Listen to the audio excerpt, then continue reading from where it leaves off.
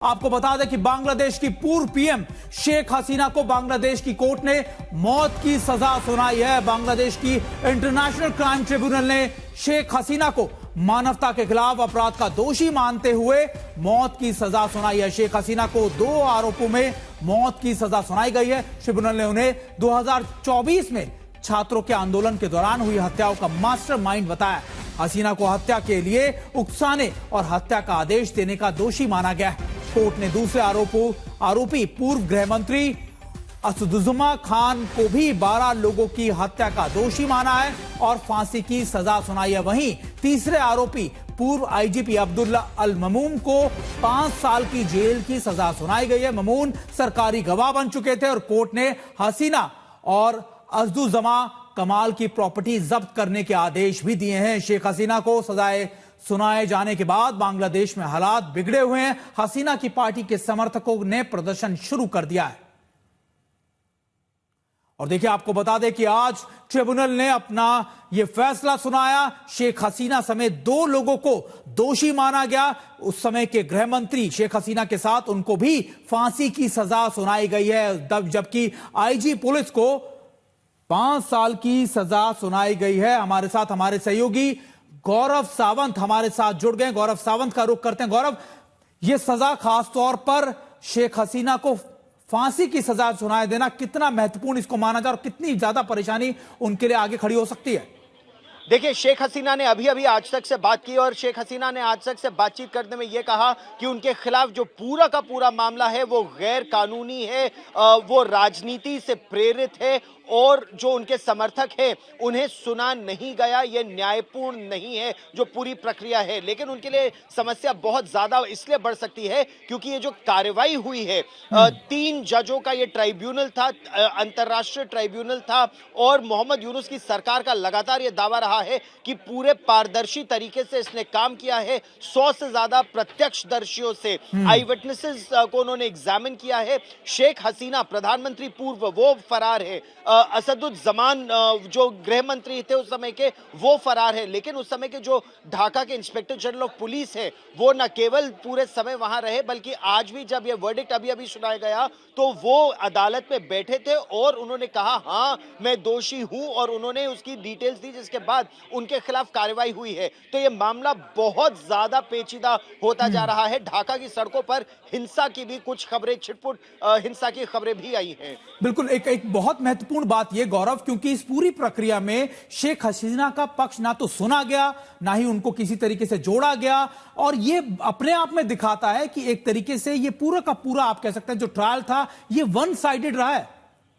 यही उनका दावा लगातार रहा है कि राजनीति से प्रेरित था ये पूरा का पूरा मामला। एक, शेख हसीना, उनकी अपनी जान को खतरा था इसीलिए उनको देश छोड़ने को कहा गया, पहली बात। दूसरी बात, जो इंटरनेशनल ट्राइब्यूनल सेटअप किया गया बांग्लादेश में, वो जिस सत्ता ने सेटअप किया उसके पास उसका कोई मैंडेट नहीं था, अधिकार नहीं था, क्योंकि मोहम्मद यूनुस वो एक डेमोक्रेटिक। गौरव, आपको बीच में रोकूंगा, एक अपडेट अपने दर्शकों को दे दे कि शेख हसीना का इस फैसले के बाद एक बयान आया। जिस तरीके से गौरव भी हमें बता रहे थे कि आज तक से फैसले पर बोली हैं शेख हसीना, उन्होंने आज तक से बातचीत की है और इस फैसले के बाद अपना रिस्पॉन्स, अपना पक्ष भी रखा। उन्होंने कहा कि पक्षपात और राजनीति से प्रेरित है ये फैसला। शेख हसीना का बयान पहला उनका, आप कह सकते हैं कि उनका ऑफिशियल कमेंट भी इस पर आ गया। आज तक से बातचीत में, एक्सक्लूसिव बातचीत में शेख हसीना ने कहा कि देखिए पक्षपात का आरोप लगाया और यह भी कहा कि राजनीति से प्रेरित है ये पूरा फैसला।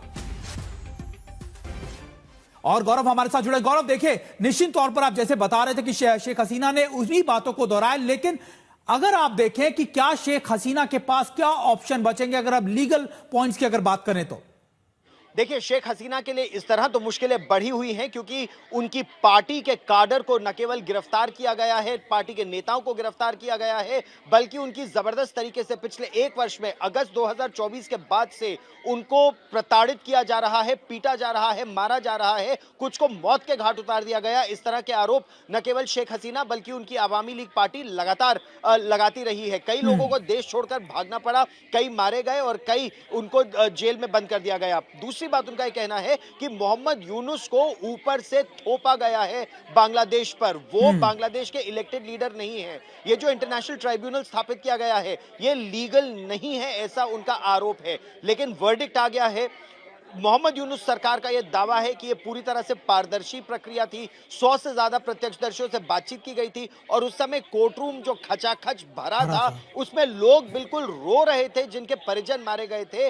1400 से ज्यादा लोगों के मारे जाने की पुष्टि बांग्लादेश की सरकार ने की है और उनका यह कहना है कि शेख हसीना ने बाकायदा आदेश दिए थे कि पुलिस बर्बरता पूर्वक रवैया अपनाए, ड्रोन और हेलीकॉप्टरों का इस्तेमाल किया गया और जब पुलिस बड़े हथियारों का इस्तेमाल कर रही थी तो शेख हसीना ने न केवल उनको नहीं रोका बल्कि कोई ठोस कार्रवाई नहीं की। तो ये 3 मुख्य उनके ऊपर चार्जेस थे और तीनों चार्जेस में उन्हें दोषी पाया गया है और एग्जेम्पलरी पनिशमेंट यानी ऐसी पनिशमेंट जिससे और लोग डर जाएं और सबक लें, इस तरह की पनिशमेंट उन्हें दी गई है। मौत की, मृत्यु दंड की सजा और वही भी फांसी पर लटका देने की सजा उन्हें दी गई है। गौरव, एक बात बताइए, क्योंकि यह फैसला ऐसे समय पर आया है जब हाल ही में यानी अगले साल ही फरवरी में बांग्लादेश में चुनाव होने की अनुमान लगाया जा रहा है, कहा जा रहा है कि देखिए चुनाव होने वाला है वहां पर। लेकिन उससे पहले यह फैसला आना और इस फैसले में एक और बड़ा टेक्निकल पॉइंट यह कि अगर वो 1 महीने में सरेंडर या अरेस्ट नहीं होती तो निश्चित तौर पर उनके पास अपील का कोई आपका प्रावधान या उनके पास कोई ऑप्शन नहीं है और अगर वो सरेंडर कर देती है, अरेस्ट हो जाते हैं तो फिर निश्चित तौर पर वो एग्जीक्यूशन हो जाएगा पनिशमेंट का। तो दोनों तरफ से उनको फंसाने की, उनको राजनीतिक प्रक्रिया से दूर रखने की भी कोशिश के तौर पर देखा जा रहा है इस पूरे फैसले को। बिल्कुल सही कहा आपने, क्योंकि शेख हसीना के लिए इधर कुआं उधर खाई वाली स्थिति है। लेकिन जब समस्या इतनी ज्यादा बढ़ जाए कि उनके काडर के लिए बांग्लादेश में जीवित रहना भी कठिन हो जाता है, जिस तरह से लगातार 2024 से हिंदुओं को निशाना बनाया गया, क्योंकि ये स्टूडेंट रेवोल्यूशन का नाम तो दिया गया है लेकिन स्टूडेंट रेवोल्यूशन की आड़ में कट्टर इस्लामिक संगठन इस समय बांग्लादेश पर एक तरह से राज कर रहे हैं। बांग्लादेश और पाकिस्तान की सांठगांठ बढ़ती जा रही है, आईएसआई का वहां वर्चस्व बढ़ता जा रहा है, तो इसमें जो भी भारत विरोधी तत्व हैं वो वहां पर मजबूत हो रहे हैं और ऐसी परिस्थिति में शेख हसीना का उस देश में वापस, अपने ही देश में वापस लौटना खतरे से खाली नहीं। हालांकि बांग्लादेश की सरकार ये बात भारत से कर चुकी है कि उनका प्रत्यर्पण करके उनको बांग्लादेश भेजा जाए, लेकिन क्या ये पूरी प्रक्रिया पारदर्शी थी, कानूनी प्रक्रिया? और अगर इसका उत्तर नहीं आता है तो फिर भारत के लिए उनको वापस भेजना भी बेहद मुश्किल हो जाएगा। गौरव, एक बात बताइए, क्योंकि देखिए आपने प्रत्यर्पण की बात की, क्या यह संभव है? क्योंकि प्रक्रिया पर सवाल खड़े होते आए हैं। मोहम्मद यूनुस जो सरकार में एक पीस के तौर चेहरे पर आए थे, वो आए थे कि देखिए प्रोसेस को सुधारेंगे, इलेक्शन जल्दी से जल्दी कराएंगे, लेकिन जो बायसनेस दिखती है, जो वन साइडेडनेस दिखती है, वो साफ तौर पर इस फैसले से पहले भी नजर आई और अब भी नजर आ रही है। तो क्या ऐसे में यह माना जाए कि यह सिर्फ और सिर्फ उन चीजों को भी बढ़ावा देगा जो भारत के खिलाफ एंटी इंडियन सेंटीमेंट बांग्लादेश में खड़ा किया जा रहा है?